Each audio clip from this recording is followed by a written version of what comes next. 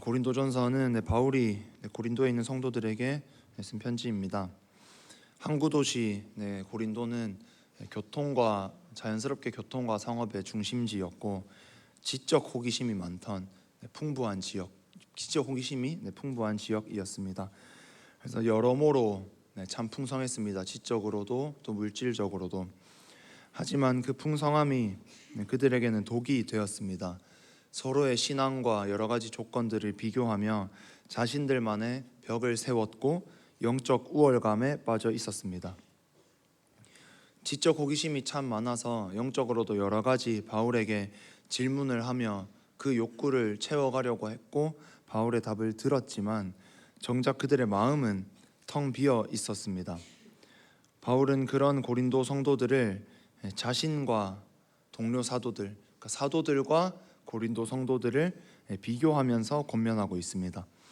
바울의 권면이 그들의 교만에게 어떤 메시지를 전하는지를 말씀을 통해서 보고 나의 교만도 무너질 수 있는 시간이 되기를 원합니다.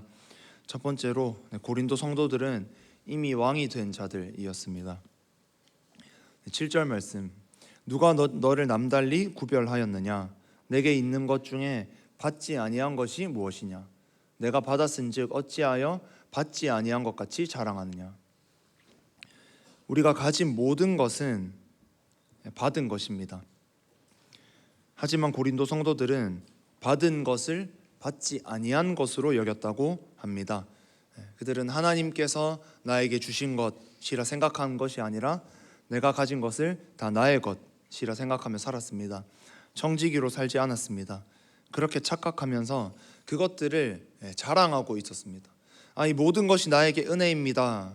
하나님께서 다 주신 것입니다. 하나님께서 주시지 않았다면 나에게 영생도 없고 아무것도 없습니다 라고 고백하는 자들은 내가 가진 것이 아니기 때문에, 내가 잘해서 얻은 것이 아니기 때문에 자랑할 수 없습니다. 하지만 고린도 성도들은 자랑하고 있었습니다. 하나님께서는 지금 내가 가진 모든 것들을 주지 않으실 수 있었습니다. 이 땅에서는 지금도 우리보다 훨씬 누리지 못하고 있는, 가진 것이 없는 사람들이 있습니다. 하나님께서 이 모든 것을 우리에게 허락하신 것은, 또 말씀에 그들에게 허락하신 것은 자랑하라, 뽐내라고 주신 것이 아니라 섬기고 하나님 나라를 확장하는 데 사용하라고 주신 것입니다. 그런데 그들의 모습이 이러합니다. 8절 말씀 같이 읽겠습니다. 너희가 이미 배부르며 이미 풍성하며 우리 없이도 왕이 되었도다.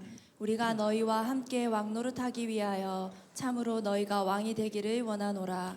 그들은 이미 왕이 된 것처럼 스스로 여기며 살아가고 있었습니다. 여기서 우리 없이도 왕이 되었도다. 우리가 너희와 함께 왕노릇하기 위하여 참으로 너희가 왕이 되기를 원하노라. 이 말씀은 너희가 진짜 왕이 되니까 좋다 이런 말씀이 아니라 너희는 왕이 아니면서도 어떻게 그렇게 스스로를 왕으로 여기고 살아가고 있느냐? 너희가 한 것이 아니고 하나님께서 다 주신 것인데 어떻게 그렇게 착각하고 살아갈 수가 있느냐? 차라리 너희가 진짜 왕이었으면 좋겠다. 이렇게 말하고 있는 것입니다. 이미와 아직 신앙에 대해서 들어보셨을 거라고 합니다. 이미는 예수 그리스도께서 이 땅에 오심으로 승리가 이루어졌고 하나님 나라의 통치가 시작되었다라는 것입니다. 하지만 아직은 예수 그리스도께서 이 땅에 오셨고 왕으로 등극하셨으나 하나님 나라의 최종적 영광은 예수 그리스도의 재림, 그 시기까지 유보되어 있기 때문에 이 세상에는 여전히 죄와 사망과 고통의 흔적들이 남아있다라는 것이 이미와 아직의 신앙의 의미입니다. 우리는 이미 다 되었다만 생각하고 살아가면 안 되고 이미와 아직의 중간에서 긴장감을 가지고 살아야 합니다. 하나님께서 나를 구원하셨고 내가 하나님의 통치를 받게 되었지만 주님 다시 오시는 그날까지 영적 전쟁이 있구나, 내가 이 땅에서 아직 져야 될 십자가가 있고 사명이 있구나 라고 생각하면서 안심하면 안 되는 것입니다. 하지만 오늘 본문의 고린도 성도들은 이 이미와 아직 사이의 긴장감을 완전히 놓아버리고 아직 예수께서 재림하지 않으셨구나, 그때까지 아직 완전한 승리가 아니구나, 이 땅에 여전히 영적 전쟁이 있고 내가 싸워야 되는구나, 하나님께서 승리를 주셨고 완전히 승리하셨지만 내가 그들에게 이 승리를 내어줘버리면 나는 질 수도 있겠구나, 이런 생각을 해야 되는데 우리는 이미 왕이 됐어, 이미 천국 갔어, 나는 이미 됐어. 이제 지옥은 안 가. 내 맘대로 살아도 돼. 이 이미라는 것만 붙들고 살아가고 있는 것입니다. 그들은 스스로를 왕으로 여기며 살아갑니다.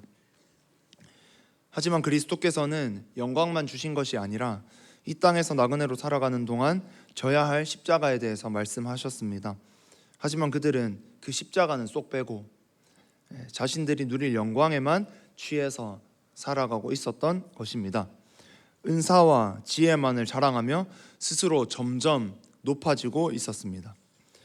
우리는 이 말씀을 보면서 이미 왕 위에 올라버린, 아무도 올려주지 않았는데 스스로 왕 위에 올라버린 고린도 성도들을 보면서 나에게는 이런 모습이 없는가를 돌아봐야 합니다. 내가 한 것은 아무것도 없고 모든 것이 하나님의 은혜이다. 이 믿음이 정말 나에게 있는가? 말로는 그렇게 고백하고 모든 것이 은혜라는 찬양을 하면서 이건 내가 했지, 이건 내가 잘했지, 이거는 뭐 하나님 별로 하신 거 모르겠고 내가 했지 라고 스스로 왕으로 여기고 살아가는 것은 없는지, 그것을 돌아보고 있다면 이 새벽 다시 복음이 제시하는 그 길로 돌아가야 하는 줄 믿습니다. 두 번째로 사도들은 아직 찌꺼기로 남은 자들입니다. 9절 말씀을 같이 읽겠습니다. 하나님이 사도인 우리를 죽이기로 작정된 자 같이 끄트머리에 두셨음에 우리는 세계 곧 천사와 사람에게 구경거리가 되었노라.